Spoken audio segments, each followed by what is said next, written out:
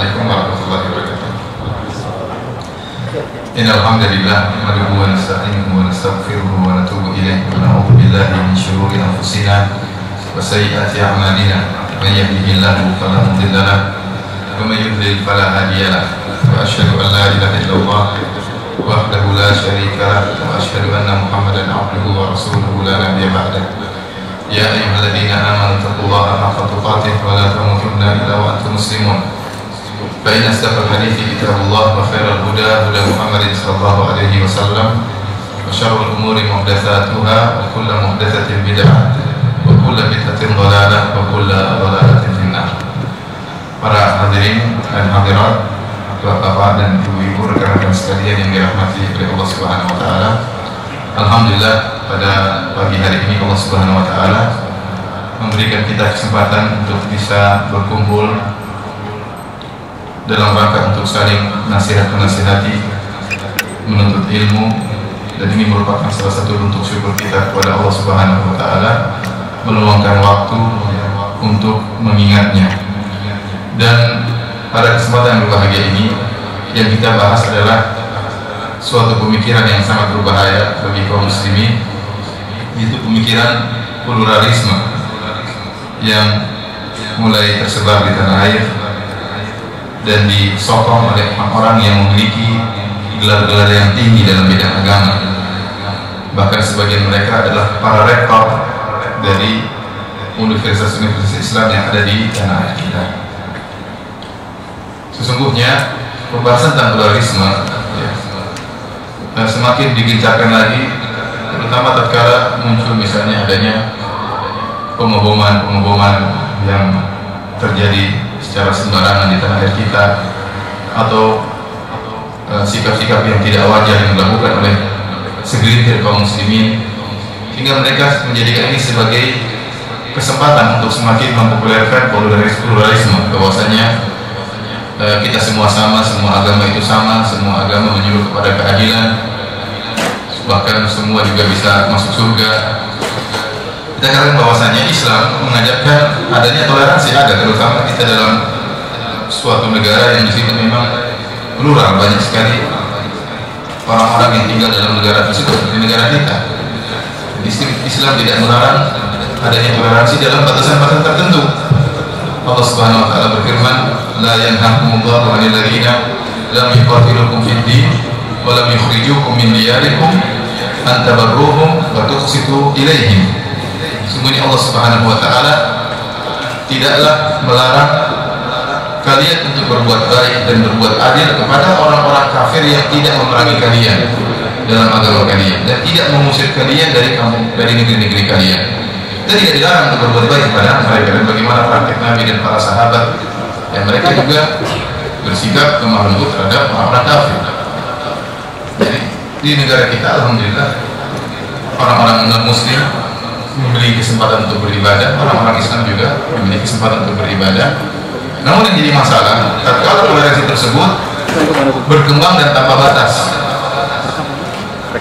sampai berkaitan dengan masalah-masalah ritual ibadah. Seperti kita toleransi, namun toleransi tidak mengharuskan kita mengikuti acara ritual mereka. Toleransi ada, namun tidak melazimkan kita, namanya toleransi tidak harus kita mengikuti acara ritual mereka, dan mereka juga tidak harus ikut acara ritual kita. Dan yang paling parah adalah toleransi yang dipaparkan oleh orang-orang pluralisme, bahwasanya semua agama mengantarkan kepada surga.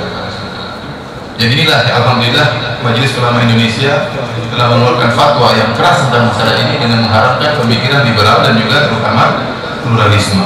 Karena di antara pemikiran mereka mengatakan bahwasanya semua agama benar, masing-masing agama membawa kebenaran, dan semua agama mengantarkan kepada surga. Maka di akhirat kelak bukan cuma ada surga Islam, bukan hanya surga kaum muslimin, tetangganya ada surga Yahudi dan surga Nasrani.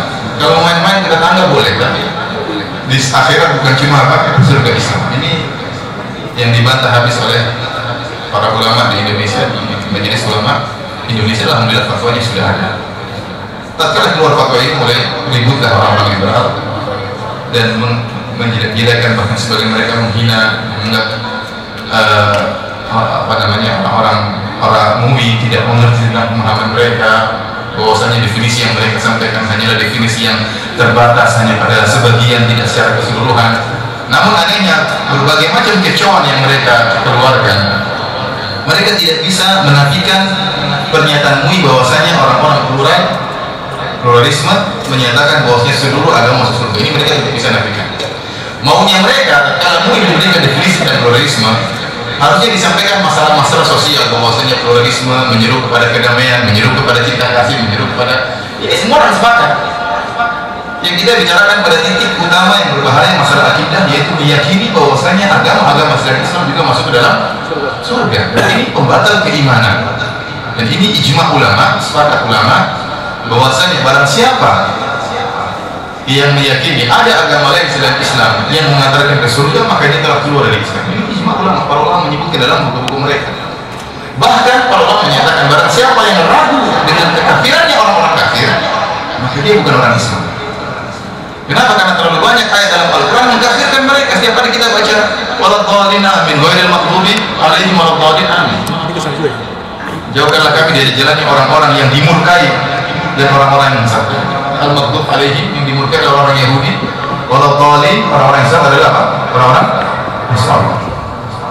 Kita tidak berbicara tentang muamalah dengan mereka sudah diatur dalam Islam. Islam agama yang sempurna. Alhamdulillah.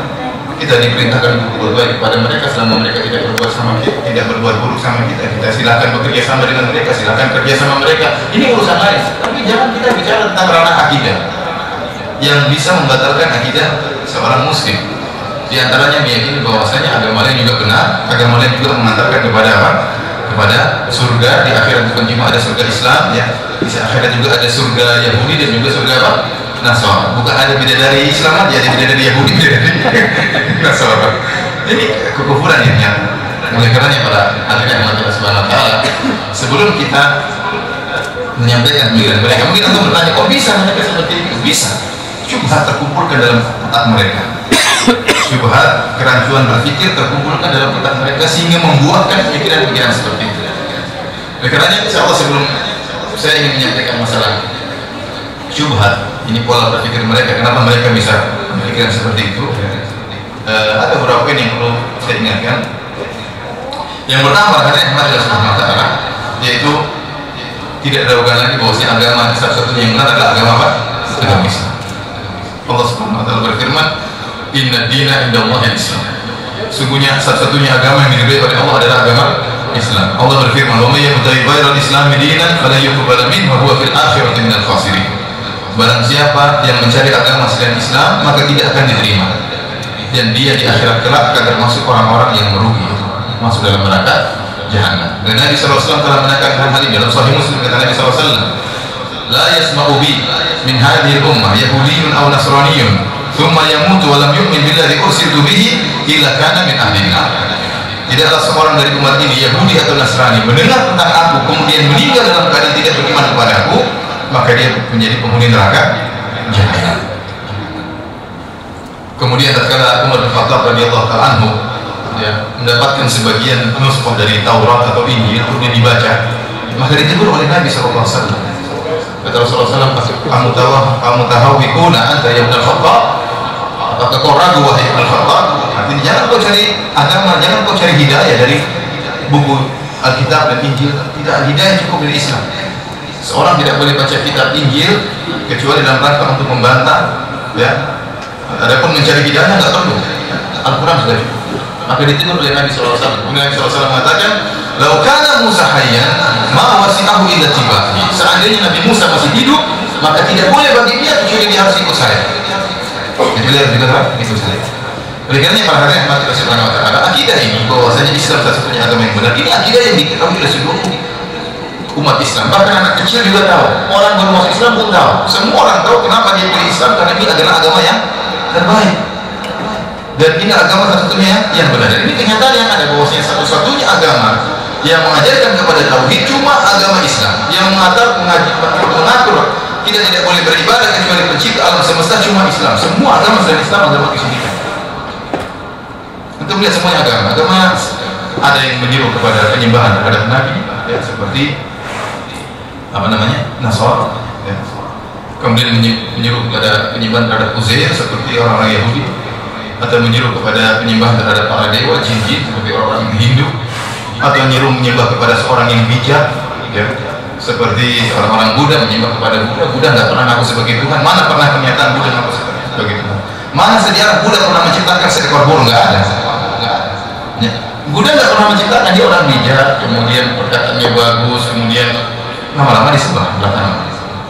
Atau yang menyembah Konghucu, manusia biasa. Semuanya agama selain Islam menyeru kepada apa? Kesyirikan. Kita menyembah kepada sapi, menyembah kepada dewa, menyembah kepada yang menyeru kepada penyembahan terhadap pencipta alam semesta dengan mengisahkannya hanyalah Islam.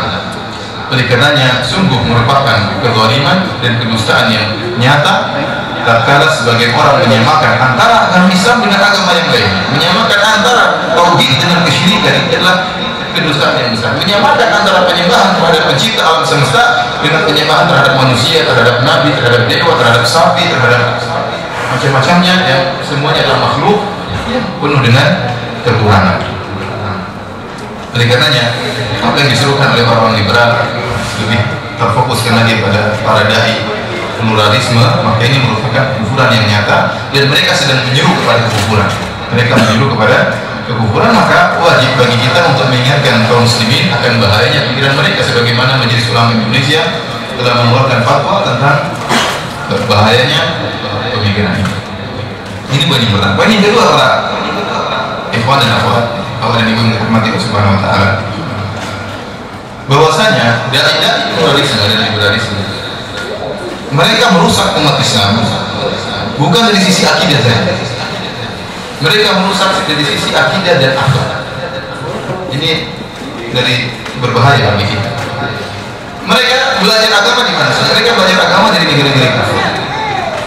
Mereka belajar agama dari orientalis. Orang kafir, jadi belajar ambil doktor dari orang kafir yang aja. Dosennya orang apa? Orang kafir, bukan orang Islam. Dosen-dosennya orang kafir, belajar di negeri kafir, belajar filsafat, pulang kemudian mau ngajarin orang itu. Secara logika saja, gimana antum belajar Islam di negeri kafir? Bagaimana antum belajar Islam di negeri kafir? Bagaimana antum belajar Islam dari orang yang kafir? Bagaimana? Namun demikian mereka, karena mereka belajar di sana, kemudian dicokoki oleh syubhat-syubhat, terutama pemahaman apa namanya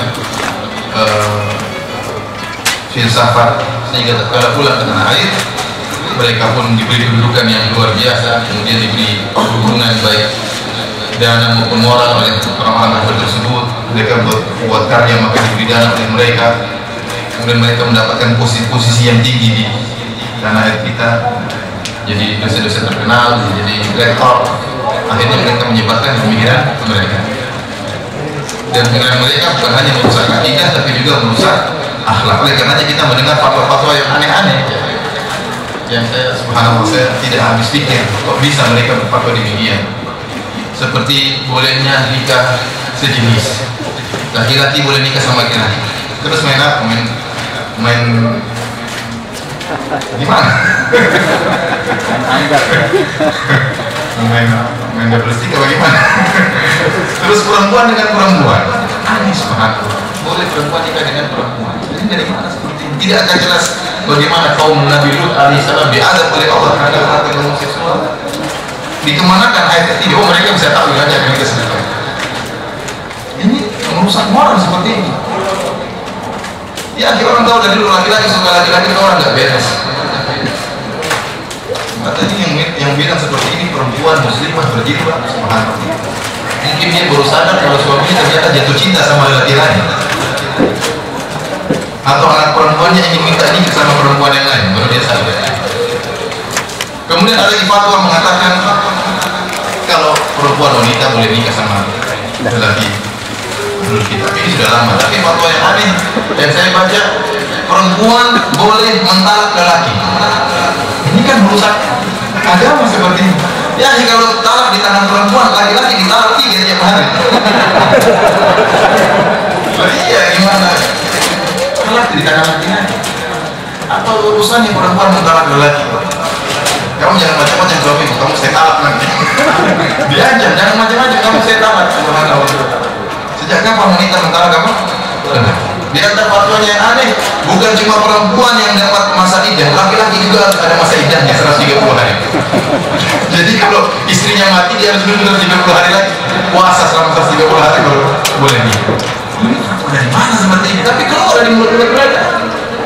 Kebablasan berbicara tentang emansipasi wanita, berbicara tentang kebebasan, akhirnya tanpa kendali dan akhirnya mereka ini apa tidak merusak akhlak? Jilbab, pakaian yang penting kerapian. Dan mesti harus seperti kata sebagian mereka, dan mesti harus sampai kaki dulu untuk sedikit sudah sopan. Jadi kembali semuanya relatif. Agama dijadikan agama yang apa? Relatif. Kembali kepada pemikiran orang masing-masing. Apa ini tidak merusak akhlak? Merusak akhlak seperti ini. Merusak akhlak. Oleh karenanya banyak di antara mereka. Dan saya ketemu langsung, saya mau ketemu dengan masih orang seperti ini. Di antara mereka ada yang tidak sekolah setelah belajar filsafat. Di antara mereka ada yang berjiwa setelah belajar filsafat. Karena dianggap nggak harus. Dan ini merusak moral dan merusak akhlak. Dan banyak ya fatwa mereka aneh-aneh.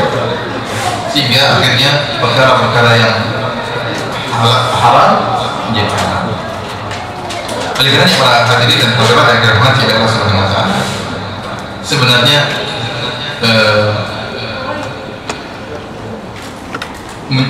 menyampaikan pemikiran mereka sudah cukup untuk menunjukkan mereka adalah orang-orang yang ngawur, yang tidak mereka bergaya sok sebagai orang yang ilmiah, namun mereka tidak ilmiah. Islam adalah agama yang ilmiah. Atau kalau belajar Islam, semua Islam, para ulama telah berjasa membuat ilmu Islam jadi ilmu yang baik. Ada ilmu tafsir, disiplin ilmu tafsir tidak sembarang. Ada aturannya dalam tafsir. Disiplin ilmu hadis tidak sembarang. Ada ilmu salah hadis, ada ilmu jarh wa ta'dil. Ilmu bahasa juga tidak sembarang. Islam masya Allah teratur. Semua ilmu sudah teratur. Kemudian fikih, kemudian teratur. Oleh karenanya untuk lihat Islam adalah agama yang teratur. Adapun mereka ingin merusak semua aturan tata cara dalam Islam, cara berpikir. Maka mereka usul fikih mereka protes, mereka kritiki, semuanya kritiki. Sementara mereka tidak bisa buat usul fikih ala liberal, tidak mungkin mereka. Karena menurut mereka masing-masing bebas untuk berpikir. Itu menurut kami, menurut saya tidak begitu. Terus kapan jadi disiplin ilmu? Oleh karenanya di antara kekacauan mereka hanya bisa memprotes, mengkritik, menggugat, namun mereka tidak bisa membuat disiplin ilmu yang ilmiah. Mereka mengaku sebagai orang ilmiah, namun mereka sendiri tidak ilmiah, tidak punya kaidah dalam menyuarakan suatu fatwa yang mereka menurut perasaan mereka, menurut kami begini, menurut saya begini, menurut liberal yang lain begini, menurut pluralis yang lain begini. Hingga kembali kepada hawa nafsu masing-masing. Ini akan kita jelaskan pada kesempatan ini. Syubhat-syubhat yang bergejolak dalam otak mereka sehingga mereka mengeluarkan fatwa-fatwa yang aneh-aneh. Sebenarnya kita tidak ingin sampaikan karena khawatir antum kena syubhat. Tapi mudah-mudahan Allah menolong karena antum harus tahu ya. Insya Allah, maksudnya mudah-mudahan bisa paham mudah-mudahan. Para hadirin yang rahmat dan rahmati Allah Subhanahu wa taala. Di antara pilar-pilar pemikiran orang-orang liberal, sebagaimana mereka sebutkan dalam situs-situs mereka, dalam buku-buku mereka, di antaranya tatkala mereka berbicara tentang Al-Quran. Nah, kita tahu bahwasanya akidah umat Islam dibangun di atas Al-Quran dan hadis Nabi SAW. Nah, sekarang mereka ingin mengkritiki, ingin menggugat sumber dasar hukum umat Islam, yaitu Al-Quran. Kalau Al-Quran sudah goyang, sudah jatuh, apalagi hadis. Kita umat Islam yang merupakan akidah yang diyakini oleh umat Islam secara umum dan terlebih khusus oleh Ahlus Sunnah wal Jamaah, bahwasanya Al-Quran adalah kalamullah. Al-Quran adalah firman Allah Subhanahu wa taala. Ini semua orang Islam tahu. Al-Quran adalah firman Allah, sehingga mereka mengagungkan Al-Quran. Kenapa? Karena dalam Al-Quran ada firman Allah Subhanahu wa taala. Dari antara akidah Ahlussunnah wal Jamaah yang telah dijelaskan oleh para ulama dalam buku-buku mereka, bahwasanya Allah Subhanahu wa taala berbicara dengan apa yang Allah kehendaki, berbicara dengan cara yang Allah kehendaki, di antaranya dengan suara yang didengar. Dan dalil tentang hal ini sangat banyak. Di antaranya firman Allah Subhanahu wa taala kepada Nabi Musa, "Fastami' lima yuha. Innani ana Allahu la ilaha illa ana. Fa'budni wa aqimis sholata li." Kata Allah Subhanahu wa taala kepada Nabi Musa tatkala Nabi Musa memenuhi panggilan Allah, kata Allah, "Fastami' lima yuha." Wahai Musa, dengarkanlah apa yang diwahyukan kepadamu. Jadi wahyu Allah bisa didengar. Terjadi pembicaraan antara Allah Subhanahu wa taala dengan Nabi Musa. Allah abadi ke dalam Al-Qur'an. Seperti Nabi Musa berkata, "Rabbi arini anzur ilaik." Ya Allah, aku ingin melihat engkau. Qala lan tarani. Allah jawab, kau tidak akan bisa melihat. Terjadi apa? Ya. Allah mampu melakukan itu semua. Wahyu yang didengar. Oleh karenanya Nabi Musa alaihissalam diberi gelar dengan Kalimullah. Dan wahyu Allah bertingkat-tingkat. Ada Allah memberikan wahyu dalam hati dengan memberikan ilham. Ada juga Allah berbicara didengar oleh Nabi. Di antara yang didengar oleh Nabi Musa alaihissalam. Demikian juga wahyu yang Allah turunkan kepada malaikat Jibril. Kemudian malaikat Jibril mendengar wahyu tersebut lalu disampaikan kepada Nabi Muhammad SAW. Nah, hal ini tidak bisa diterima oleh orang-orang di neraka. Dalam hadis juga Rasulullah SAW mengatakan, Allah berkata, "Fa'idha dzakarani fi nafsihi dzakartuhu fi nafsi, wa idza dzakarani fi mala'in dzakartuhu fi mala'in khairun minhu." Kata Allah Subhanahu wa taala, kalau hambaku menyebutkan diriku, mengingat aku dalam dirinya, maka aku akan ingat dia di diriku. Dan jika dia menyebut aku di hadapan orang-orang kelompok, maka aku akan menyebut dia di kelompok yang lebih baik dari itu, di hadapan para malaikat. Jadi berbeda antara pembicaraan dengan suatu yang didengar dengan suatu yang hanya sekedar terbetik di hati. Para hadirin yang Allah Subhanahu wa taala, hal ini tidak bisa diterima oleh orang-orang liberal. Padahal ayat-ayat dan hadis banyak sekali, sampai para ulama menulis buku tentang masalah ini. Seperti Imam Al-Bukhari dalam kitabnya Khalqu Af'alil Ibad, dia menyebutkan tentang hadis yang masyhur di mana pada hari kiamat kelak Rasulullah SAW mengatakan bahwasanya fayunadi ya bisautin yasma'uhu man ba'u kama yasma'uhu man qarra. Kata Nabi SAW, maka Allah berbicara pada hari kiamat kelak dengan suara, disebutkan bisautin, dengan suara yang didengar oleh orang yang jauh ataupun orang yang dekat sama dengan tidak ada beda. Di sini kata Imam Al-Bukhari, ini dalil bahwasanya Allah Subhanahu wa taala berbicara dengan suara yang didengar, dan suara Allah tidak sama dengan makhluk, tapi suara yang bisa didengar. Nah, orang-orang liberal, orang Quraisy, mereka terkenal racun filsafat. Di antara racun tersebut, dan ini ilmu yang diletakkan oleh orang-orang filsafat Yunani. Orang filsafat Yunani, orang tidak beragama Yahudi dan juga tidak beragama Nasrani. Mereka berbicara tentang masalah kimia, masalah fisika, nggak jadi masalah. Karena ilmu fisika, ilmu kimia dibangun di atas sesuatu yang dilihat. Mempelajari tentang materi, tentang unsur, mereka buat rumus nggak jadi masalah. Tetapi ketika mereka berbicara tentang sesuatu yang gaib, Allah Subhanahu wa taala, ini bahaya. Apa dasar mereka untuk bisa berbicara tentang Tuhan? Mereka nggak punya dalil. Kita nggak mungkin berbicara tentang sesuatu yang gaib kecuali ada dalilnya. Kalau orang bertanya bagaimana malaikat, kita nggak tahu bagaimana malaikat, kita nggak pernah lihat, terus bagaimana kita mau menerangkan? Kan nggak bisa. Harus ada dalil yang dari sumber yang terpercaya berbicara tentang malaikat baru kita benarkan. Kenapa dia gaib? Sementara orang-orang Yunani, mereka tidak beragama, kemudian mereka berbicara tentang Tuhan, kemudian mereka berikan syarat-syarat Tuhan. Tuhan punya syarat, harus begini, harus begini, harus begini. Nah, ini jadi masalah. Mereka menentukan ada Tuhan, tapi Tuhan harus punya syarat. Yang syarat-syarat Tuhan tidak boleh sama dengan makhluk dalam segala hal. Ini nggak benar. Padahal kalau dalam Islam disebutkan dalam akidah Ahlussunnah wal Jamaah, Tuhan memang tidak sama dengan makhluk, tetapi sama-sama hidup, sama-sama bisa berbicara, sama-sama dia punya kekuatan yang nggak sama-sama mendengar. Tuhan mendengar atau tidak? Tuhan mendengar atau tidak? Tuhan melihat atau tidak? Tetapi tidak sama dengan pendengaran kita. Bukan berarti tidak boleh melihat, tidak boleh mendengar. Karena perkataan tidak boleh sama dalam segala hal, pernyataan yang batil.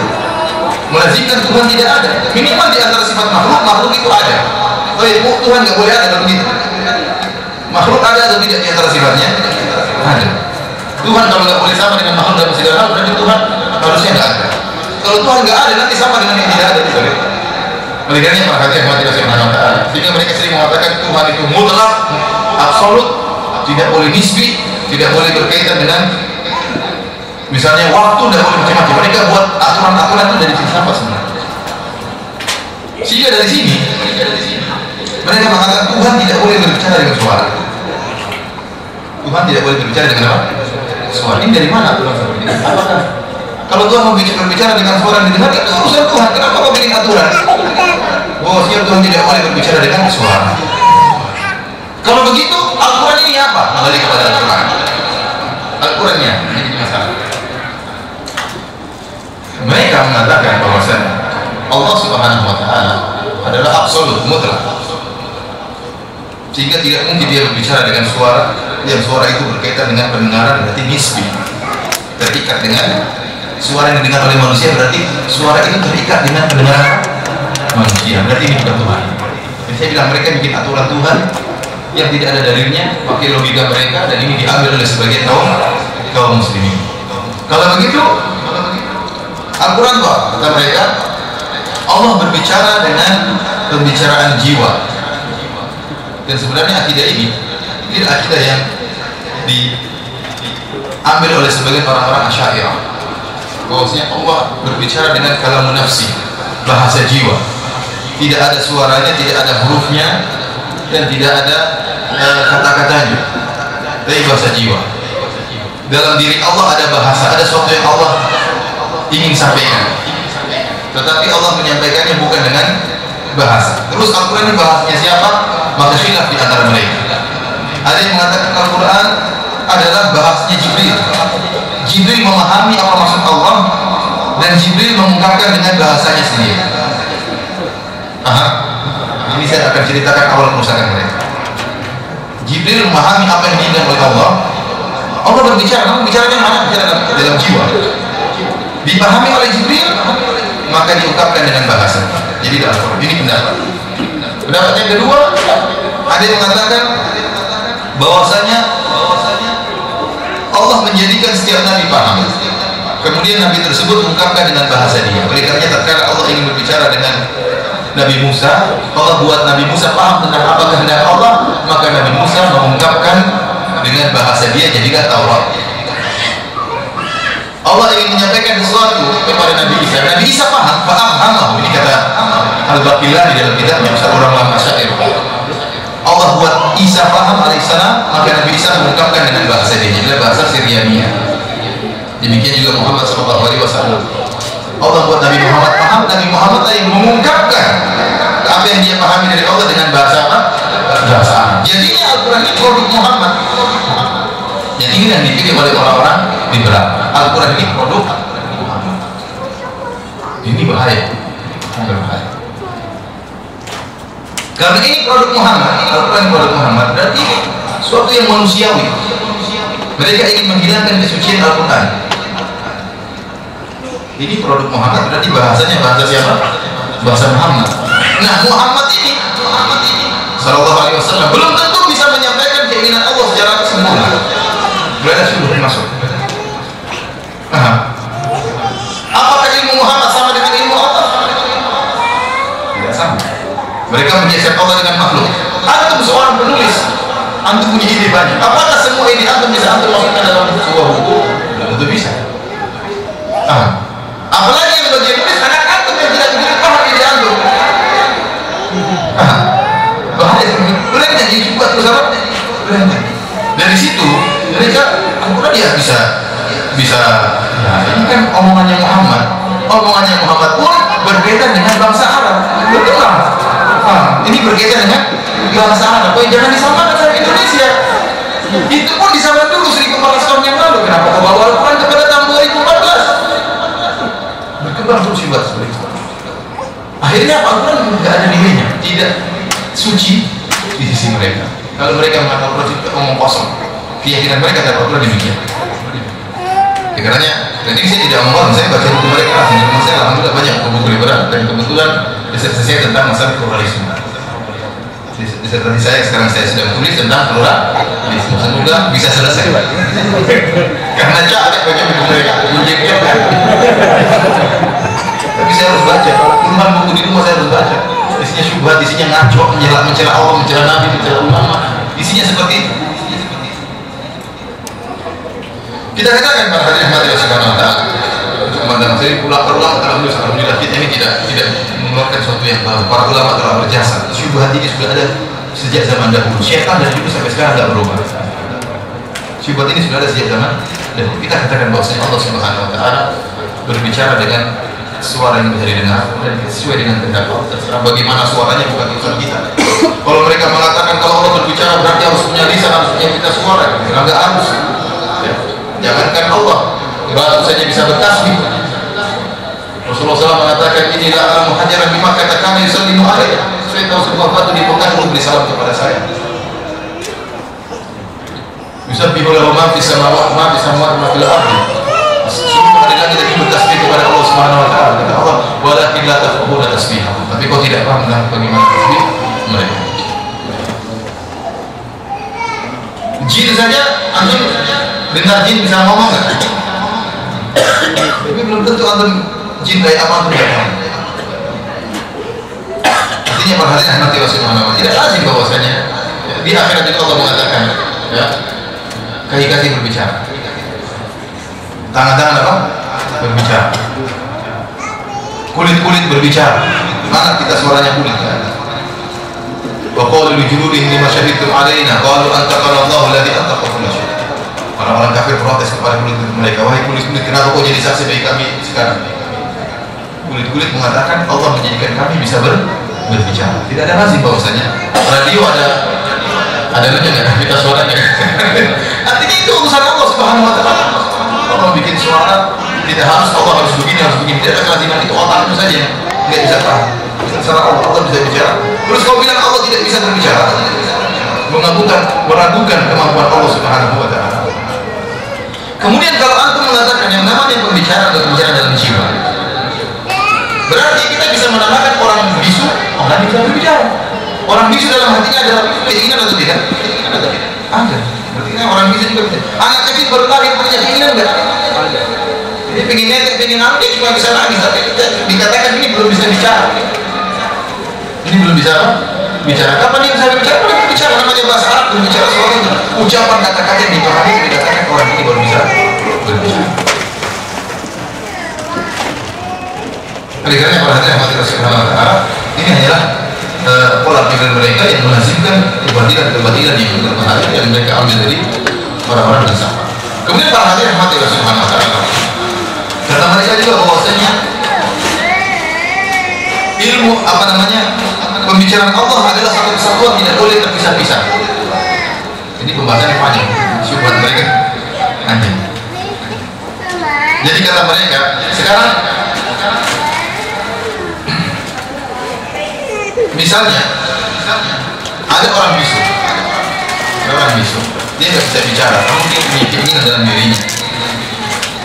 Datang si fulan A menerjemahkan keinginan tersebut. Orang ini orang Indonesia, dia menerjemahkan, oh si bisu itu maunya gini, pakai bahasa orang Indonesia.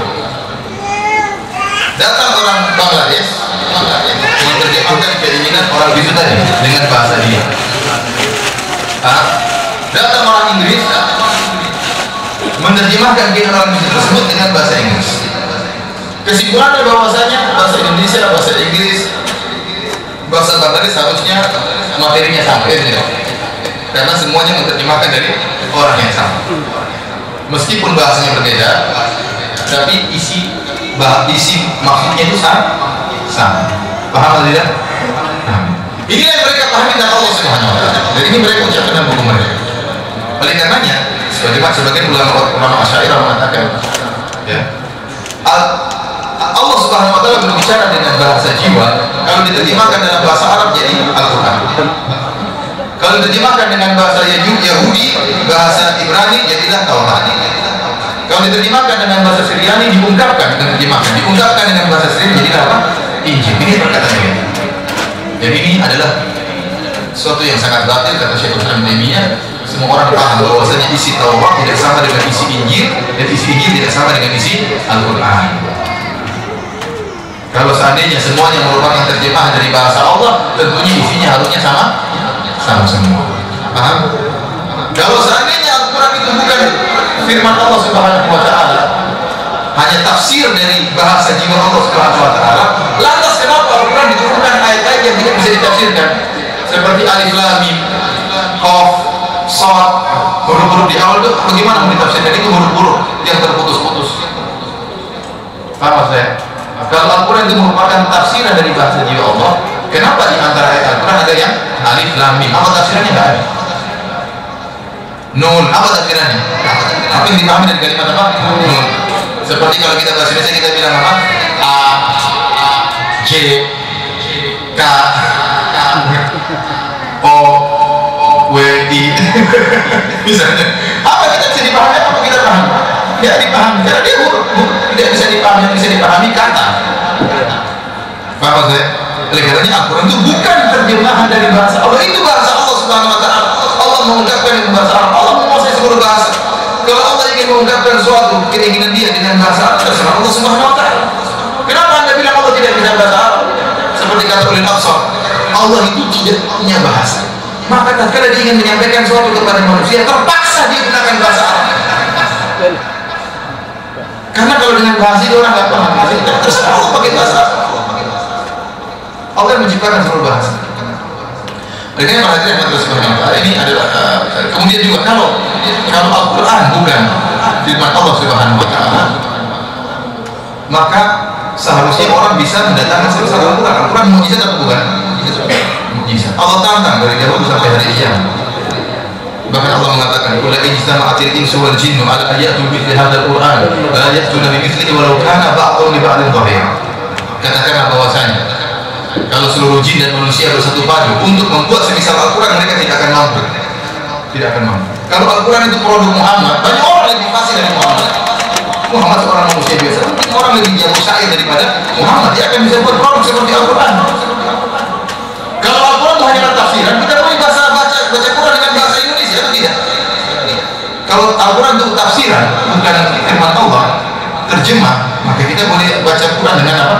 Bahasa Indonesia dengan bahasa Jawa, yang penting terjemahannya sama maknanya. Intinya ini kebatilan dan dibangun di atas kebatilan tersebut bagi berbagai macam kesesatan. Di atasnya para hadirin Allah Subhanahu wa Ta'ala, kesimpulannya menurut saya, karena ini bahasa Muhammad, produk Muhammad, jadi Al-Quran tidak lagi absolut, tidak lagi mutlak, tapi dia nisbi, relatif dari sisi banyak sisi.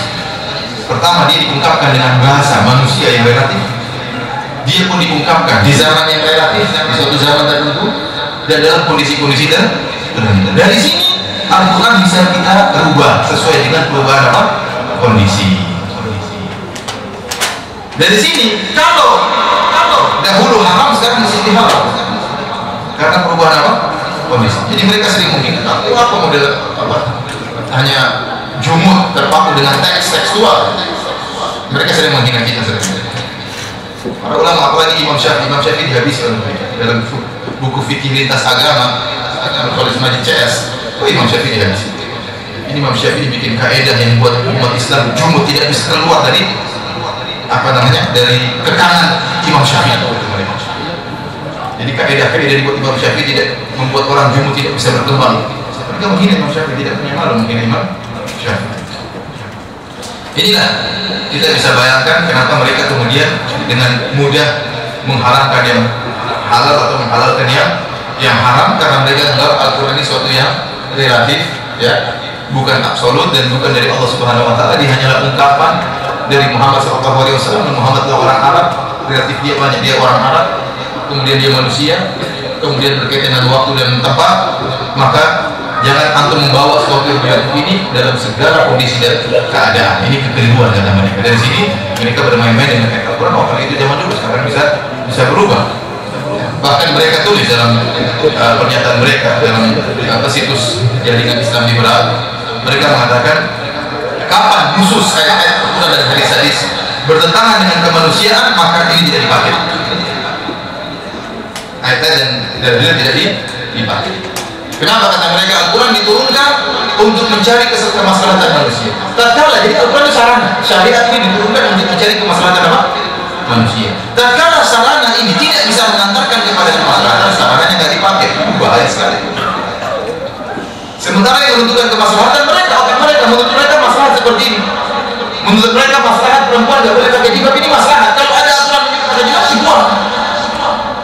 Aturan ini bertentangan dengan kemaslahatan. Kemaslahatan siapa yang menentukan? Ya mereka, otak-otak mereka, sesuai dengan hawa nafsu mereka. Ini pernyataan yang sangat bahaya. Jadi kata mereka Al-Quran itu sarana syariat untuk menyertai suatu kemaslahatan. Kamu jangan pikir masalah Tuhan terus, Tuhan nggak usah dipikir kemaslahatan. Yang kita pikirkan masalah apa? Manusia. Kapan bertentangan dengan masalah manusia, maka dibuang ayatnya. Ya, kata mereka ini. Ya begitulah pemikiran mereka yang menunjukkan bahwasanya sangat berbahaya. Mereka orang-orang munafik, mereka orang munafik, orang-orang zindik, orang-orang yang tidak suka dengan syariat Islam namun KTP-nya Islam, sering menjelek-jelekan dan menghina syariat Islam namun KTP mereka Islam. Mereka orang munafik. Para hadirin yang mati Subhanahu wa ta'ala, dari sini wajar jika mereka kemudian punya suatu teori penafsiran yang mereka namakan dengan penafsiran hermeneutika. Yaitu kata mereka penafsiran ini penafsiran apa? Kontekstual, bukan tekstual, tapi apa? Kontekstual. Jangan kita terikat dengan teks. Teks itu relatif, dia berkaitan dengan zaman tertentu, waktu tertentu, dengan bahasa tertentu, dengan tradisi umat tertentu. Seperti Al-Quran itu relatif sekali, dia berkaitan dengan Arab, bahasanya bahasa Arab, ya. Kemudian di zaman tertentu 1000 tahun yang lalu, maka itu jangan tekstual, tapi harus dengan tafsiran kontekstual di luar teks. Mereka mengatakan sudah ada pemikiran seperti ini sejak dulu, seperti Nur Khalis Majid. Dia mengatakan bahwasanya tafsiran kontekstual sudah dilakukan oleh para ulama sejak dulu. Kita bilang mana ulamanya? Kata dia Ibnu Sina. Ibnu Sina orang filsafat. Ibnu Sina mengatakan bahwasanya disebut dalam buku fikih lintas agama atau dalam buku intinya perkataan persimain. Dia mengatakan bahwasanya orang-orang al-filsafat mengatakan Nabi Muhammad SAW sedang berdusta, namun berdusta demi kebaikan. Jadi waktu Nabi Muhammad SAW berbicara tentang surga dan neraka, sebenarnya nggak ada surga dan neraka. Cuma dengan cara seperti itulah orang-orang bisa takut. Kalau nggak ditakut-takuti dengan ada bayangan surga dan neraka, orang kan tidak sholat, nggak takut bermaksiat. Maka Nabi sengaja berbohong. Bohong itu apa? Kebaikan. Ini mengerikan saya. Terus mereka mengatakan lagi di antara ini kan tafsiran kontekstual itu ya. Kalau tekstualnya surga dan neraka ada, ya. Kata mereka sebenarnya nggak ada, itu sekedar apa namanya? Untuk menjadikan orang itu takut, untuk menjadikan itu tidak ada. Jadi berusaha untuk kebaikan umat. Kemudian kata dia lagi jika contohnya seperti kebatinan, orang kebatinan, mereka punya tafsir batin. Al-Quran itu nggak ada yang tafsir batin. Kalau Al-Quran yang tafsir batin orang berbeda-beda. Ya, Al-Quran itu nggak ada nilai di mereka. Kalau teks ini nggak ada kesekian teks ini, maka orang bisa nafsirkan sembarangan. Dan ini dilakukan oleh orang ahli kebatinan. Seperti sebagian mereka mentafsirkan haji. Haji itu artinya apa? Haji dalam bahasa Arab artinya tujuan atau ziarah. Berarti umrah artinya ziarah. Jadi maksudnya apa? Maksudnya menziarahi guru-guru kita. Ya, ini tafsir gimana? Nggak nyambung. Jadi syariat haji kita diganti dengan menziarahi apa? Guru-guru. Contoh lagi, antara mereka mengatakan puasa. Puasa artinya apa? Menahan. Secara batinnya menahan. Maksudnya bukan menahan lapar, tapi menahan rahasia. Jangan rahasia. Jangan sampai di keluar. Orang menafsirkan seenaknya aja. Dan ini namanya batin, masing-masing punya batin sendiri. Kata mereka, kata Ibnu Majid, sudah ada tafsiran kebatinan sejak dahulu. Di antara juga tafsiran orang-orang Syiah Ismaili yang kata dia ini, mereka punya tafsiran kebatinan. Dari sini kata dia bahwa penafsiran metode seperti ini kontekstual sudah ada dari umat Islam. Umat Islam yang sesat semua yang dijadikan apa? Dijadikan dalil. Mana empat mazhab seperti itu nggak ada? Mana Imam Syafi'i, Malik, Abu Hanifah yang nggak ada seperti itu? Ya, kalau anda menjadikan dalil sesat ya ada aja dalil. Orang sesat dijadikan dalil. Ini apa namanya? Yang buat mereka akhirnya menghalalkan cara mentafsirkan dengan tafsir kebatinan yang mereka namakan dengan hermeneutika. Tatkala kita kembali kepada tafsiran mereka dengan hermeneutika, ini metode yang sekarang mereka sedang gembar-gemborkan dan diajarkan di Universitas Islam di tanah air kita. Diajarkan, ditulis buku-buku yang banyak tentang masalah ini. Yang intinya mereka tidak punya usul dan punya seperti kita ilmu usul tafsir, ada ilmu usul tafsir. Bagaimana cara bermuamalah dengan nas-nas Al-Quran. Mereka tidak ada, pokoknya jangan terpaku dengan teks, jangan terpaku dengan teks. Akhirnya apa? Ini contohnya Muzamuli tatkala menghalalkan menikah laki-laki dengan laki-laki, perempuan dengan perempuan. Saya baca terus dia. Kenapa bisa halal? Saya tidak bisa pikir. Kok bisa halal? Saya tidak bisa pikir. Kok bisa laki-laki halal dengan? Kan dalam ayat Al-Quran banyak kaum Nabi Lut dia disiksa oleh Allah Subhanahu Wa Taala, diturunkan hujan batu, diangkat, dibalik oleh Allah Subhanahu Wa Taala. Majalna Ali Hasafin. Kami angkat dia, dibalikkan sehingga para ulama sepakat bahwasanya orang yang melakukan perbuatan homoseksual wajib dibunuh, laki-laki dengan laki-laki. Berbeda kalau lesbi ada pembahasan, tapi kalau homoseksual dibunuh. Man wajadtumuhu fa'yaf'alu amala qaumi Lut faqtulu al-fa'il wa maf'ul bihi. Kama qala Nabi sallallahu alaihi wasallam, barang siapa yang dapati melakukan hubungan antara laki dengan laki-laki sebagaimana kaumnya Nabi Lut, maka bunuhlah yang menyodomi dan disodomi jika sama-sama rindu. Para ulama sepakat. Terus bagaimana hukum membunuhnya, cara membunuhnya, para ulama khilaf. Tapi mereka sepakat harus dibunuh. Di antara para ulama yang mengatakan orang yang homoseksual maka harus dibunuh dengan dilemparkan dari tempat yang tertinggi di negeri tersebut. Kenapa? Karena Allah tatkala menyiksa kaum Nabi Lut, Allah angkat negerinya, dibalikkan oleh Allah Subhanahu Wa Taala. Apa kata Muzamuli? Dia mengatakan kalau masalah seks, masalah lelaki suka lelaki, lelaki suka perempuan, ada dia given. Ini dari Allah Subhanahu Wa Taala. Jadi apa namanya? Dari Allah Subhanahu Wa Taala. Kamu tidak bisa ngatur suka ya gimana? Allah yang bikin kau suka seperti itu. Ya enggak? Kamu suka tempe, satunya nggak suka tempe, satunya suka kambing. Sama, kamu suka laki-laki dari Allah. Subhanallah. Gila, dia orang satunya suka mencuri, dari Allah yang suka mencuri. Ya? Kalau gitu semua terjadi dari Allah Subhanahu Wa Taala. Hadiah dari Allah Subhanahu Wa Taala, pemberian dari Allah Subhanahu Wa Taala. Terus ayat itu bagaimana? Jadi ayat itu tentang Allah menyiksa kaum Nabi Lut bukan dari sisi praktek seksual mereka, tetapi cara mereka berseksual. Jangan keluar dari ini. Kalau cara mereka berseksual inilah konstruksi manusia. Tapi kalau suka sama laki-laki itu given dari Allah Subhanahu Wa Taala. Kok baca ini? Jadi mungkin waktu homoseksualnya mungkin kasar, mungkin sambil dibanding-banding kan. Oke. Jadi dia ucapkan subhanallah. Dari mana dia tafsir ini? Kalau kamu silakan tafsir kontekstual. Ya kalau orang kontekstual dia dari mana dia terserah. Kalau dari secara teks nggak ada, menunjukkan nggak ada. Dari mana ada isyarat bahwasanya mereka diazab gara-gara waktu berhubungan saling banding-banding, tapi mau meninju-ninju? Nggak ada. Kembali kepada kontekstual. Yang namanya kontekstual kebatinan kembali kepada masing-masing. Menurut saya. Oleh karenanya yang menakjubkan pemikiran Muzamuli ini tidak dikantor oleh orang liberal dengan mereka menghargai apa? Perbedaan. Mereka, saya merasa tidak semua orang liberal setuju dengan apa? Muzamuli. Saya rasa banyak yang tidak setuju karena semuanya namanya orang tahu laki-laki suka laki-laki itu nggak beres. Itu lagi nggak beres. Perempuan nggak beres. Artinya laki-laki suka dengan perempuan suka dengan laki-laki. Tapi demikianlah, karena ini yang keluar adalah tokoh dari liberal, nggak ada counter yang hebat. Dan saya nggak pernah baca counter dari orang liberal. Jadi mereka biarin aja bagaimana.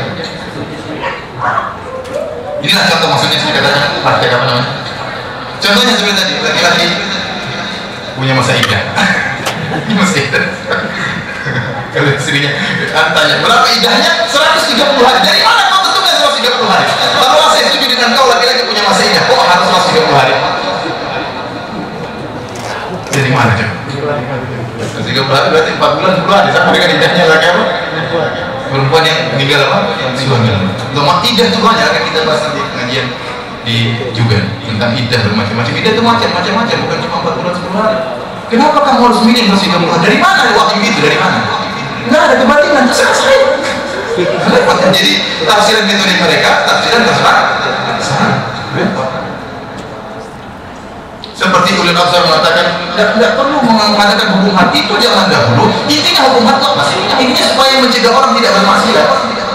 Di zaman Arab dulu memang modelnya seperti begitu, maka cocok dulu di zaman Arab. Yang bunuh juga dibunuh, yang mencuri potong tangan itu di zaman Muhammad.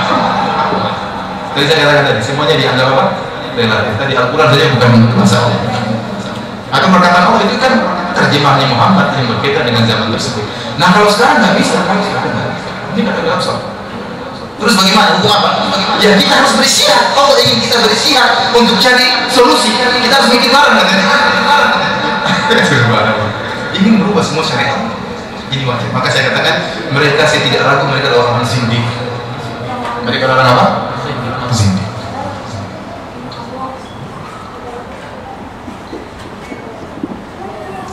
Terus perempuan boleh mentalak, talak satu, talak dua, talak tiga. Mungkin talaknya jadi satu kalau perempuan, karena mereka cepat emosional. Lagi haid mentalak, wah ditalak 10 kali kita, satu hari 10 kali ditalak. Repot. Terus gimana kalau kembali lagi harus nikah sama perempuan lagi? Kalau mau kembali lagi harus nikah sama perempuan lagi, ceraikan baru kembali kepada saya. Oh, boleh. Ya, subhanallah majnun mereka. Ustaz mungkin orang kasar itu orang Islam. Gimana itu majnun memang itu mau apa? Terus gimana bikin apa namanya? Perempuan mentalak laki-laki punya masa iddah. Subhanallah ente kalau itu gaya mereka sudah hancur. Al-Quran dibuang, Al-Quran di sarana saja. Ya udah kita bikin hukum sendiri saja. Kenapa pakai Al-Quran? Udah kalau kita tahu masalah kita kumpul. Kembali kepada hukum manusia, Al-Quran dibuang. Sudah cukup. Tidak perlu pakai Al-Quran sejak awal. Kalau ternyata kesimpulannya seperti itu, Al-Quran hanyalah suatu yang relatif yang berkaitan dengan waktu tertentu dan waktu tertentu. Ini salah satu pemikiran mereka. Terus di antara pilar-pilar akidah mereka adalah mereka mengatakan tidak ada kebenaran yang absolut. Semua kebenaran adalah relatif. Tidak boleh untuk mengatakan ada kebenaran yang absolut. Kebenaran yang absolut yang tahu hanyalah yang absolut juga. Siapa yang absolut? Dialah Allah Subhanahu wa Ta'ala. Adapun setiap manusia adalah tempatnya salah dan lupa. Bagus kan bahasanya? Kamu maksum? Enggak lah. Kan bisa salah dan bisa benar. Ya udah, kenapa kamu harus yakin kebenaranmu harus pasti benar? Tidak ada yang pasti, semuanya ini relatif. Yang mengetahui kebenaran secara pasti dialah yang pasti juga, siapa? Yaitu Allah Subhanahu wa Ta'ala. Terus kapan Allah akan kabarkan pada hari kiamat? Nanti kamu tahu. Sekarang kamu jangan ngotot kan? Ini pengajian ngotot terus dari awal sampai akhir.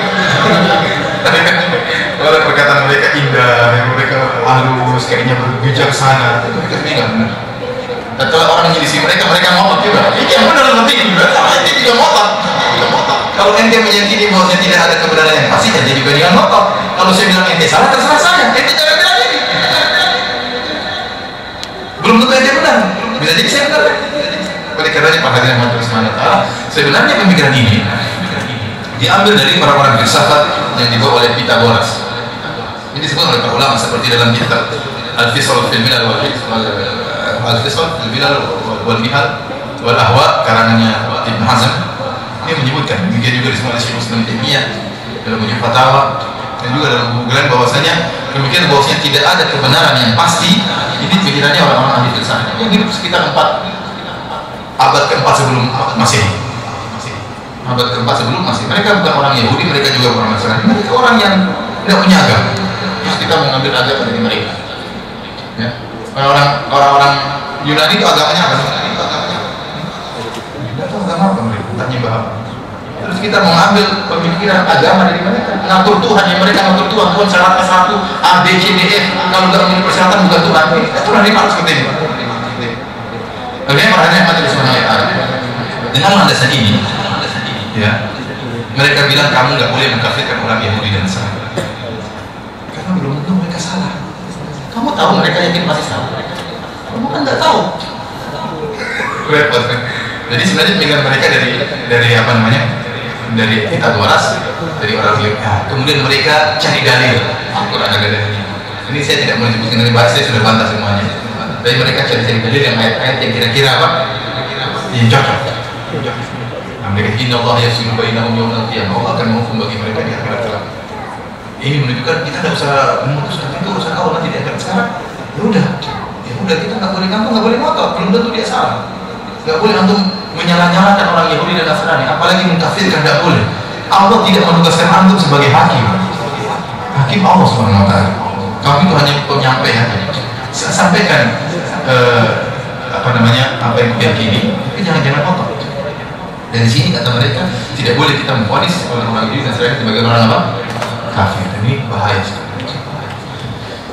Kita bantah pikiran mereka. Pertama, bahwasanya keyakinan tidak ada sesuatu yang kebenaran yang absolut,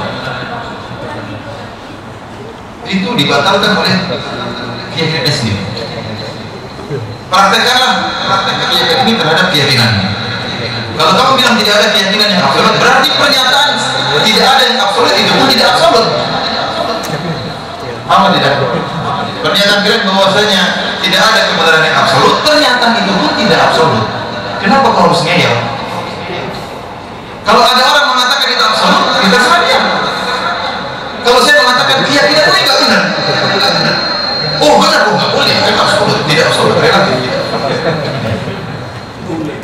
Ya, yang bulat kan ini nggak benar. Kita katakan keyakinan bahwasanya tidak ada kebenaran yang absolut, yang mutlak, itu juga tidak absolut, itu juga tidak relatif, maka jangan kamu ngeyel. Yang kedua, kalau tidak ada, ini menyelisih kenyataan yang betapa banyak perkara yang kita yakini itu kebenaran.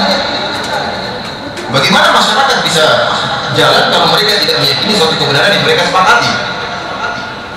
Kita semua meyakini bahwasanya, sama-sama meyakini bahwasanya mendidik anak itu baik. Ini kebenaran yang absolut atau tidak?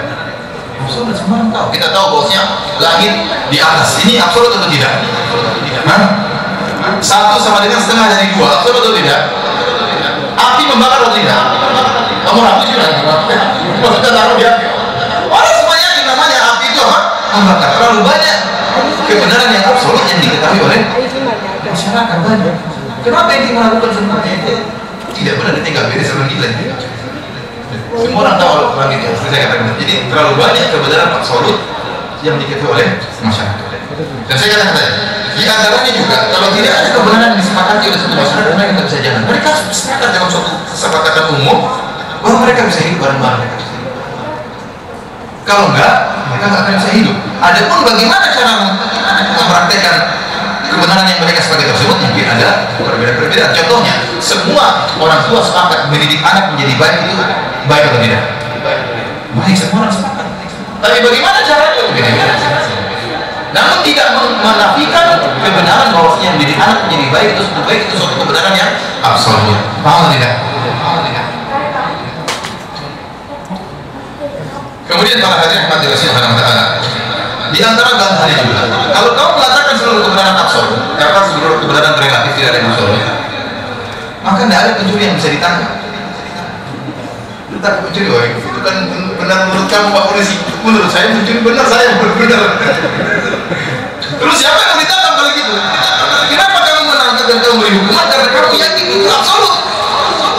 Nah kalau kamu meyakini kebenaran tersebut tidak absolut relatif, bagaimana kamu bisa begitu?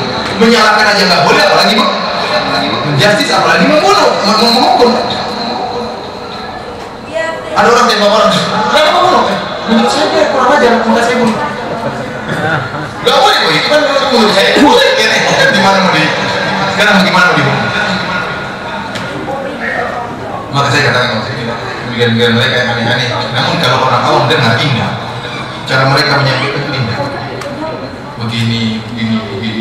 Kalau kita boleh debat, tidak ada kebenaran yang relatif, tidak ada kebenaran yang absolut.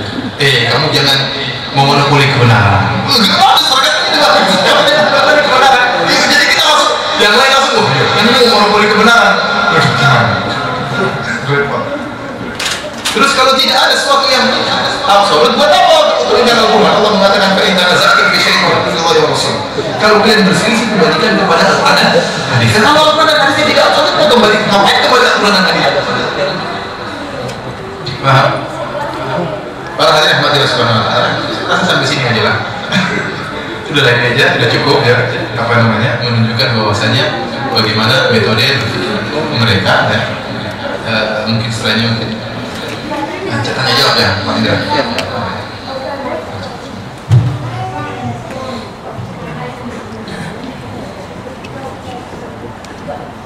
dan saya tidak menyarankan untuk membaca buku-buku mereka. Mungkin waktu antum kalau mereka cara berbicara orang-orang awam yang tidak tahu, saya bilang antum orang-orang cerdas, saya tidak ragu untuk itu, tapi terkadang antum awam dalam berbagai beberapa masalah agama.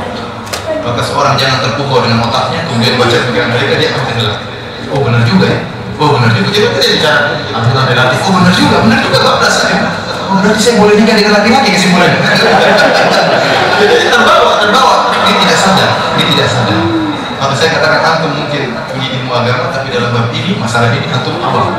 Maka tidak usah baca buku mereka, tapi saya waktu baca buku yang jelas, yang nambah iman, yang sholat berjamaah, baca Al-Quran. Ini baca buku mereka jadi stres agama, jadi ragu semua jadi apa? Terima kasih Ustaz Firanda atas pencerahannya.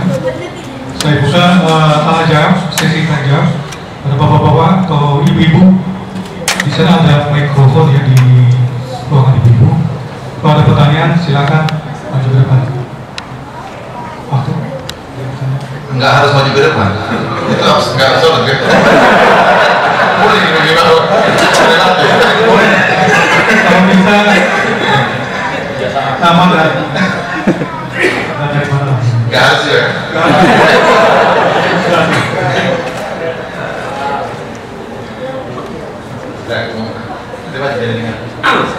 Mas. Assalamualaikum warahmatullahi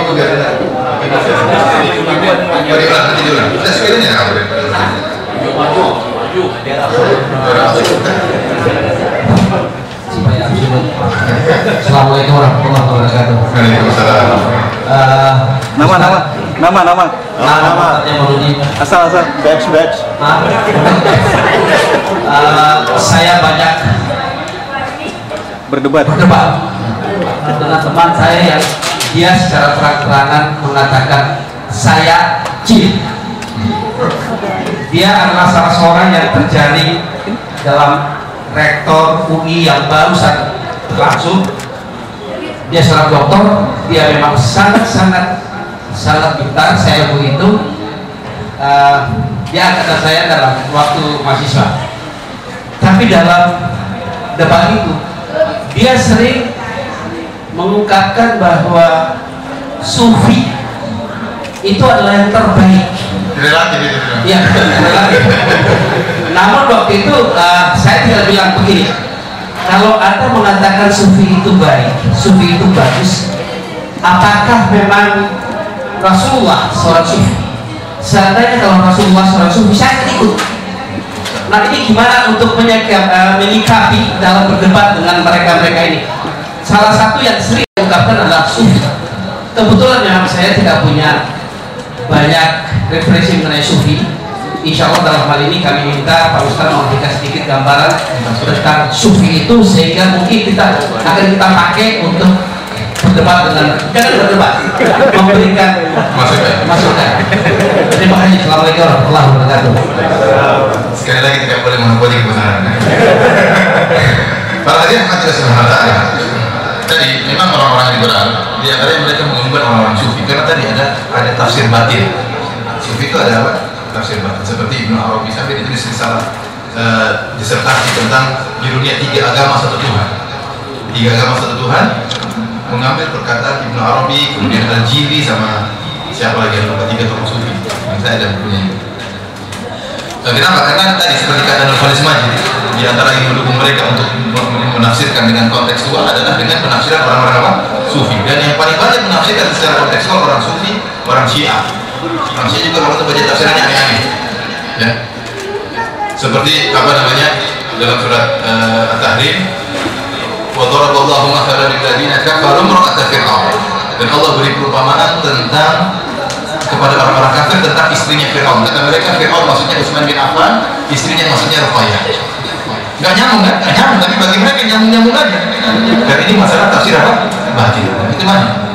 Tentang iman, tentang macam-macam. Adapun makna sufi. Sufi adalah kalimat yang kata orang ya, kalimat ambigu, bisa mengandung berbagai macam makna. Maka kita katakan kalau maksudnya sufi, jelas sufi adalah istilah yang tidak ada di zaman Nabi. Tidak ada istilah di zaman sahabat istilah apa? Sufi. Dia istilah baru.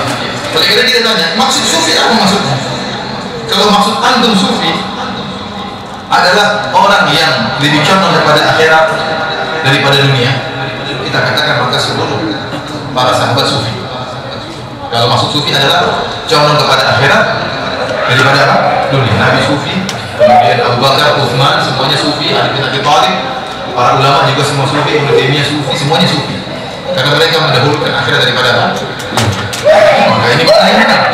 Tapi kalau maksud antum sufi adalah suatu kelompok yang memiliki keyakinan tertentu atau metode penafsiran tertentu, ya, seperti Ibnu Arabi yang mengatakan Tuhan bersatu dengan makhluk, seperti siapa namanya Al-Hallaj yang mengatakan tidak ada di balik jubah kecuali Allah, di balik dalam diri saya ada siapa? Allah. Nah, ini sufi yang sesat, sufi yang sesat. Yang namun yang maksud mereka dengan sufi tersebut bukan sufi makna pertama, tapi sufi yang kedua yang memiliki keyakinan tertentu yang berisikan tentang tafsiran-tafsiran kontekstual. Oleh karena kalau tanya sufi yang itu maksud siapa, dia akan sebutkan Ibnu Arabi, tokoh-tokoh seperti itu yang tafsirannya aneh-aneh. Itu mereka suka. Tapi tadi jawaban Pak Mokhtar sudah bagus. Kalau Muhammad itu Nabi Muhammad SAW sufi, maka saya akan ikut Nabi Muhammad. Waktu itu dia bantahnya gimana? Dia mengatakan bahwa sufi itu memang tidak pada zaman Nabi, tapi ingat juga bahwa Sunni juga muncul setelah Nabi.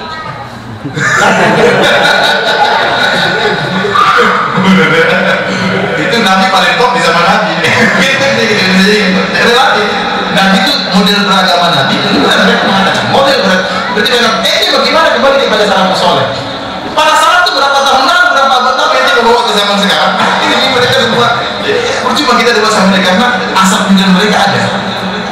Jadi susah. Intinya tadi makna sufi seperti ini tadi. Jadi bisa maknanya benar. Kalau maknanya artinya suatu seorang yang condong kepada akhirat daripada dunia, maka kita berusaha menjadi orang sufi. Tapi kalau maksudnya suatu kelompok yang memiliki cara berpikir sendiri, cara berakidah sendiri, yang kontekstual keluar daripada akidah umat, akidah umat masyarakat, ini nggak benar. Maka sering saya sampaikan kepada di pengajian saya mengatakan di antara ciri kelompok yang besar, kelompok tersebut memiliki cara ibadah tersendiri yang tidak diketahui oleh yang lain. Ini ciri kelompok besar. Kenapa? Karena Al-Quran harus diketahui semua orang. Al-Quran kita petunjuk, hadis kita petunjuk. Kata Nabi, balighu anni walau ayat. Sampaikan dariku meskipun satu ayat. Islam tidak disembunyikan. Islam apa? Terbuka. Allah adil. Semua orang yang Islam sehingga silakan baca buku Al-Quran, bukan hadis. Ada pun satu kelompok punya cara zikir tersendiri, harus ritual tersendiri, maka ini sesat, tidak mungkin. Ya nggak mungkin. Karena Nabi ingin semua orang tahu tentang ajaran. Kok kamu sembunyikan cara zikirmu? Ini di antara ciri kelompok yang sesat. Ada lagi yang bertanya?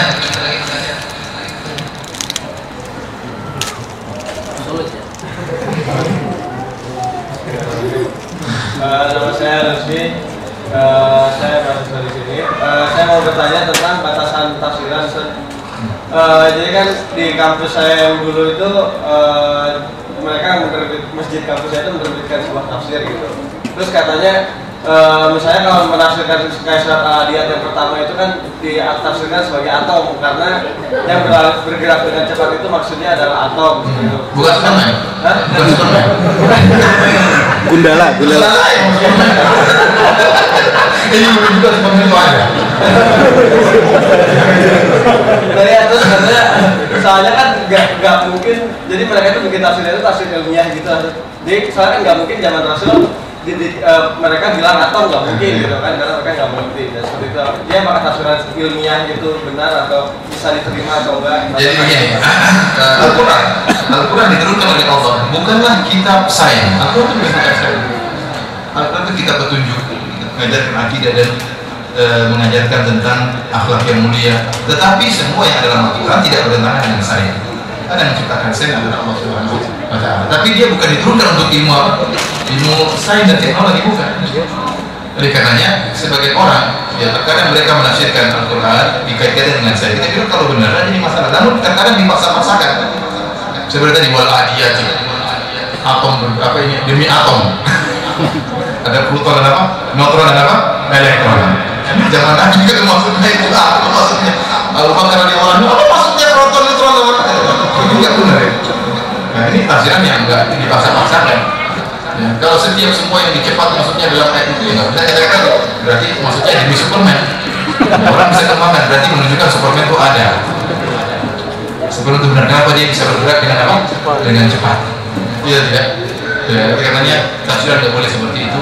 Ya, kita alhamdulillah umat Islam saya katakan tadi adalah agama yang baku, yang ada ilmu-ilmunya, ada disiplin-disiplin ilmunya, nggak sembarang orang berbicara.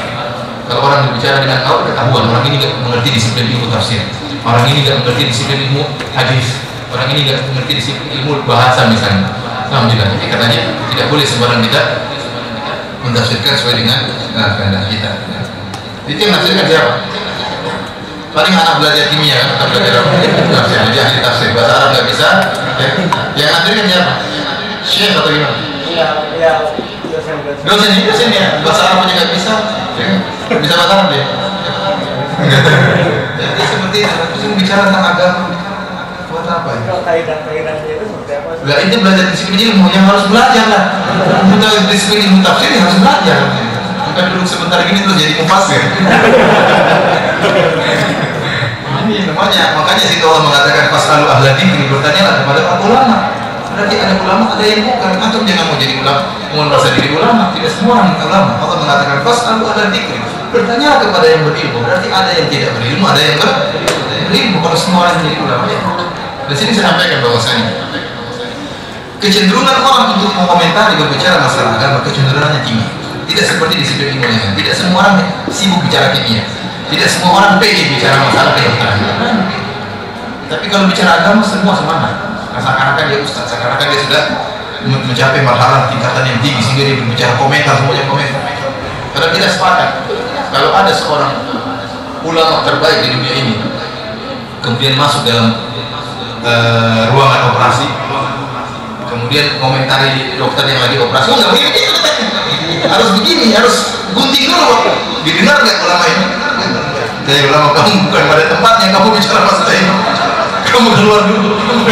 Meskipun dia hafal Quran, meskipun dia hafal hadis, tapi dia bicara masalah operasi pada bahaya menyangkut kematian seorang. Dia bilang nggak boleh gunting harus bismillah 3 kali. Nah, ini kan baik, nggak boleh gini harus gimana dia seperti ini. Kita bilang kita nggak mau dengar, kamu bukan pada bidangnya. Sekarang demikian pula orang berbicara tentang masalah Al-Quran, dia bahasa Arab nggak bisa, ilmu nahwu sharaf nggak bisa, ilmu hadis nggak bisa, kemudian mentafsirkan Al-Quran, mentafsirkan pembicaraan Allah Subhanahu Wa Taala. Ini bukan perkara yang ringan, bukan perkara yang dia tidak pada tempatnya. Makanya Rasulullah SAW mengatakan hatta idza lam yubqi aliman ittakhadha an-nasu ru'usan juhala. Tatkala sudah tidak tersisa orang yang alim, maka orang manusia masyarakat akan menjadikan orang-orang bodoh sebagai pemimpin. Fasu'ilu fa'aftu bi ghairi ilmin fadhallu adhallu. Maka orang-orang bodoh yang dianggap sebagai ulama ini ditanya dan mereka berfatwa tanpa ilmu, maka mereka sesat dan menyesatkan. Jika saya katakan bahwa saya bicara tentang hadis, bicara tentang harus ada disiplin ilmunya tersendiri. Bukan hanya seenaknya kita wal adiyat yang berlari dengan apa? Cepat. Maksudnya adalah atom. Padahal para ulama telah menafsirkan maksudnya di situ adalah kalau bukan kuda maka onta. Kuda itu ayat itu menjelaskan tentang onta yang berani cepat, yang dia patuh kepada pemiliknya. Fawasatul apa? Fawasat wal adiyat itu kemudian wal muriyati qadha wal mughirati subha fa asarna bihi naqa'a. Tatkala mereka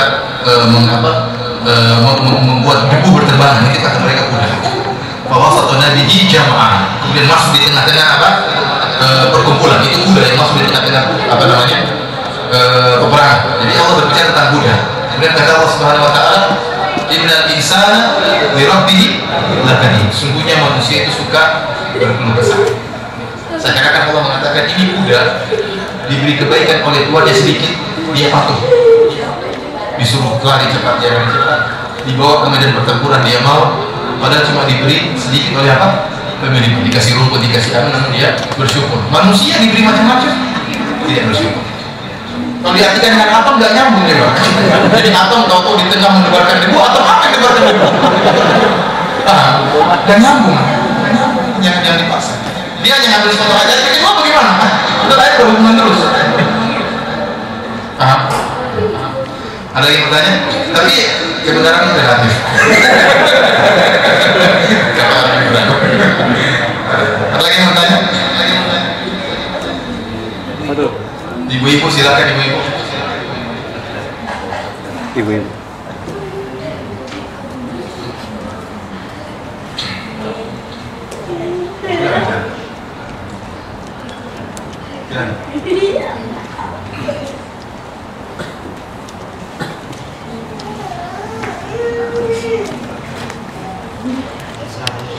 Waalaikumsalam warahmatullahi wabarakatuh.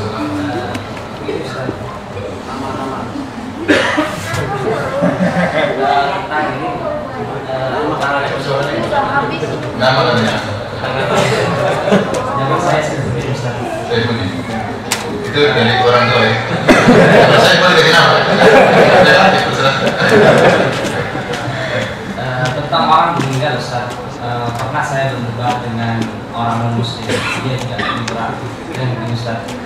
Kalau misalkan orang Islam meninggal itu kan maksudnya pasti masuk surga karena kan innalladzina amanu wa amilus sholihati fi jannati kafir misalnya Ustaz. Nah, kalau orang Yahudi dia punya pendapat sendiri, dia akan masuk surga. Dan kalau misalkan orang Nasrani juga mereka mengatakan dia akan masuk surga. Nah, tolak ukur dari masuk surga itu dari mana kalau misalkan kami menganggap agama kamu yang paling benar seperti itu? Terus dia masuk surga nggak? Kamu tolak ukur kamu masuk surga nggak? Itu orang tidak percaya sama Alkitab dan Allah. Dia bilang alhamdulillah, tolak ukur Islam yang paling benar banyak. Dia lihat tadi yang paling utama, Islam satu-satunya agama yang menyuruh kepada tauhid. Seluruh agama yang lain menyuruh kepada penyembahan terhadap apa? Makhluk. Dan ini merupakan poin yang paling prinsip dalam dakwah para anbiya. Kemudian antum lihat ya, kenapa kita menjadikan Al-Quran sebagai buku kebenaran? Karena antum coba buka buku Injil, terlalu banyak perubahan, terlalu banyak kontradiktif. Karena antum meyakini suatu kitab yang kontradiktif dikatakan sebagai patokan kebenaran. Tatkala kita meyakini Al-Quran tidak ada layak ini batil, min khalfihi, tidak ada kebatilan sama sekali, maka kita menjadikan dia sebagai apa? Patokan apa? Kebenaran. Dan banyak kenapa kita meyakini dengan Islam. Berkali alhamdulillah sudah banyak para pendeta yang masuk dalam apa? Islam. Antum dengar coba ustaz masuk Kristen mana? Tidak ada. Tapi kalau pendeta masuk Islam banyak. Ya, mereka tahu bahwasanya Injil berisi dengan kesesatan. Banyak kesalahan seperti bicarakan Nabi tidak masuk logika. Ya. Kemudian seperti Nabi Isa alaihissalam dikatakan sebagai Tuhan. Padahal dalam Injil disebutkan bagaimana Nabi Isa lapar, Nabi Isa haus, Nabi Isa tidur, bahkan tidur dalam suatu perahu. Kemudian waktu itu ombak besar, dibangunkan nggak bangun Nabi Isa. Tuhan bangun, Tuhannya nggak bangun. Terus Nabi Isa berdoa, kalau dia Tuhan dia berdoa kepada siapa? Dia Tuhan, apa yang berdoa? Dia ketakutan, ketakutan. Sudah pun menunjukkan bahwasanya tidak benar bahwasanya Nabi sebagai apa? Tuhan. Seperti kisah Nabi Isa tatkala kelaparan, dia melihat sebuah pohon. Maka dia mendatangi pohon tersebut, ternyata pohon tersebut nggak ada buahnya. Maka dia marah, dia kutuk pohon tersebut. Harusnya kan nggak usah marah. Berarti dia sudah salah sejak awal, nggak tahu pohon itu apa? Nggak ada buahnya. Kalau Tuhan tahu ilmu baik, pertama sudah salah banyak. Pertama dia lapar. Kedua cari pohon ada buah, ternyata keliru. Ternyata nggak ada buahnya. Dan ketiga kalau kapan dia baru tinggal cek lupa. Dia tutup pohon tersebut. Makanya saya katakan, terus itulah cara kita mengetahui mana kitab yang benar, mana kitab yang salah. Kita belajar di situ. Kalau kita tahu ternyata ini isinya keliru, bagaimana menjadikan patokan kebenaran? Ada Al-Quran, ada kitab yang suci. Seperti kita tanya sama dia, terus kamu masuk surga atau enggak? Tanya sama dia.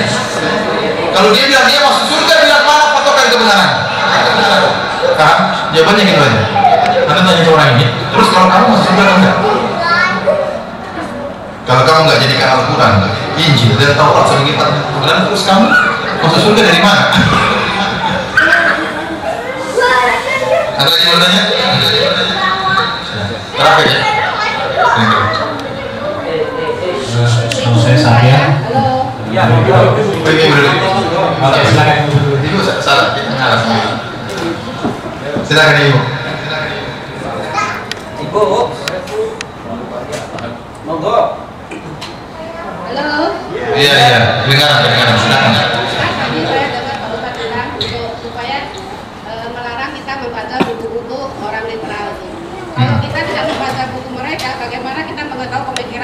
pemikiran mereka. Oh iya. Kita kan ingin memberikan bayangan apa itu CIR, apa itu liberal gitu. Kita tidak baca bukunya pakai pikiran.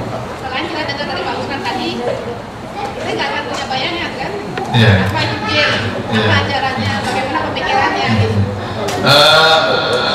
Pertanyaan yang bagus kata ibu ini, kalau kita tidak baca buku-buku liberal terus kita tahu dari mana pemikiran liberal? Ya tinggal tanya Ustadz Bu, Ustadz nanti yang sampaikan, atau baca buku-buku bantahan. Karena saya katakan tadi keimanan itu harganya mahal. Betapa banyak orang baca syubhat karena syubhat tidak keluar dari hati. Kecuali dia ketemu orang yang pintar baru keluar dari syubhat. Kalau enggak, tak bercokok. Orang kalau baca pemikiran liberal, alhamdulillah artinya misal alhamdulillah Allah kasih kemudahan kita untuk memahami kita bisa sampaikan. Coba kalau antum baca langsung, oh relatif akan ada titik keraguan. Benar, saya tidak mudah untuk menghilangkan keraguan itu. Kapan antum bisa bertemu dengan orang yang bisa menghilangkan? Belum tentu antum ketemu yang bisa menghilangkan apa? Keraguan tadi. Makanya saya katakan, karena tingkatan ilmu agama kita berbeda-beda, maka saya sarankan tidak usah baca. Karena saya ingin menjaga keyakinan yang sudah kita miliki. Kalau ingin baca tentang pikiran mereka, gampang, tinggal ikuti pengajian kita yang bahas tentang masalah ini, atau baca buku bantahan. Kan ketahuan juga apa namanya pemikiran mereka yang sudah diatur. Karena orang ini sudah mungkin 5 tahun bergelut tentang liberal, dia bisa menatap pemikiran mereka. Dia bisa tahu mana yang salah, mana yang benar. Padahal kalau kita baca, terpukau, nggak tahu bantahannya. Lama-lama jadi liberal. Itu berbahaya dan seorang tidak merasa maksud ibu tadi bagus, cuman tetap aja saya katakan sebaiknya dijauhi. Baca Quran aja nggak habis-habis. tidak harus ibu tahu tentang pemikiran liberal, nggak harus tahu. Sebagaimana tidak harus tahu, ibu tidak harus tahu tentang kesesatan Yahudi. Ya, kapan kita perlu tahu kalau ada memang keperluan, ada kebutuhan. Baru kita perlu baca buku bantahan. Karena kalau kita ingin yang mengenali seluruh kesesatan terlalu banyak, maka kita kenalilah yang kebenaran saja. Itu pun tidak habis-habis ya. Al-Quran bagaimana, sunnah bagaimana. Tadi kalau ibu memang ingin mengetahui tentang liberal, maka dengan baca buku-buku bantahan itu lebih aman. Kalau alam bisa. Penjelasan terakhir. Ya, kembali lagi ke masalah ini liberal, Islam liberal atau pluralisme. Kayaknya ini kan akhir-akhir ini aja ya, mungkin dalam 5 tahun ya. Sebelumnya kita nggak kenal. Jadi kira-kira apa yang dari sudah klarifikasi seperti ini? Kira-kira apa yang latar belakang? Apakah semacam ada kaitannya dengan ya mungkin dalam peraturan ini dari Muslim liberal, Islam radikal sehingga di bawah jadi pluralisme sehingga kelihatan Islam yang demokratis, demokratis itu ya. Kemudian itu apakah itu memang merupakan ancaman buat Islam? Apakah juga yang tidak menjadi ancaman buat agama lain, seperti Nasrani yang lain? Sudah lebih dulu. Masalah tadi kawin bersama jenis. Agama lain juga seperti itu. Jadi apakah ini hanya memang ancaman buat Islam atau juga buat agama lain? Kemudian terakhir dari yang kita ketahui, apakah kita sholat itu? Karena kelihatannya semua relatif gitu ya.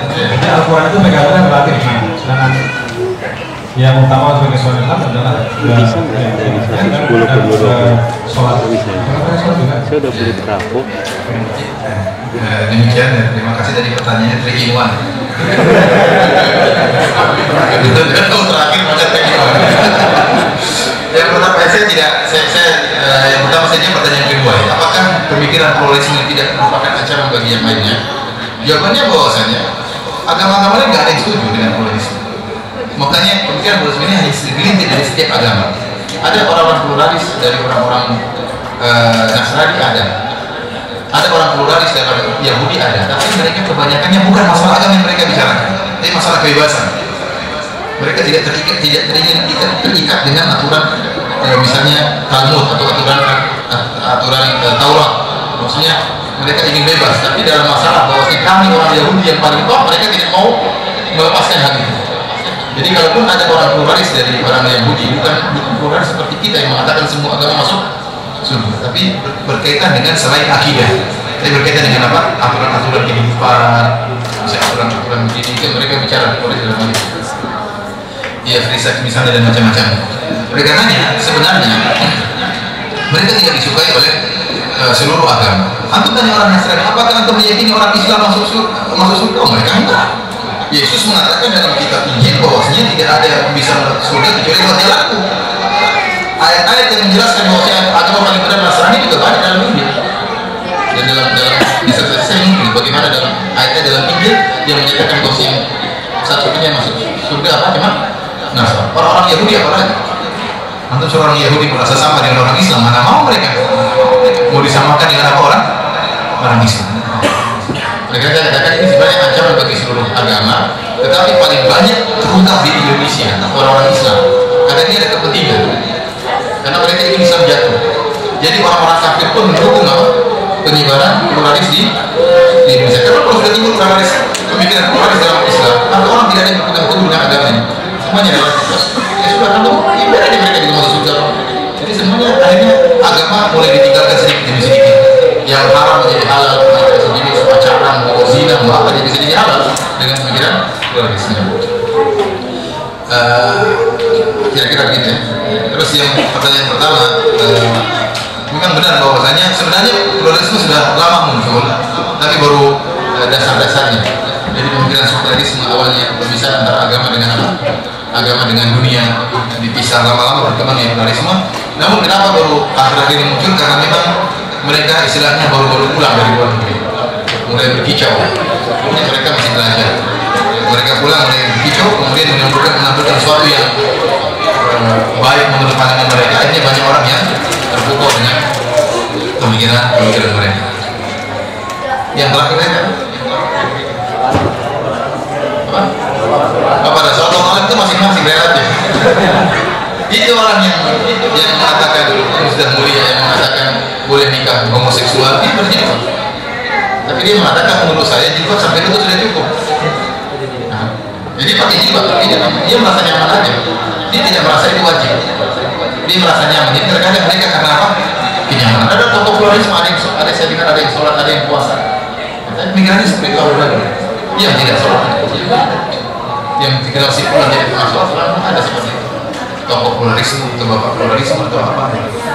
Karenanya hal itu relatif masing-masing. Dia mungkin merasa nyaman tatkala sholat ya kita nggak tahu, tapi ya tidak ada kesatuan pandangan.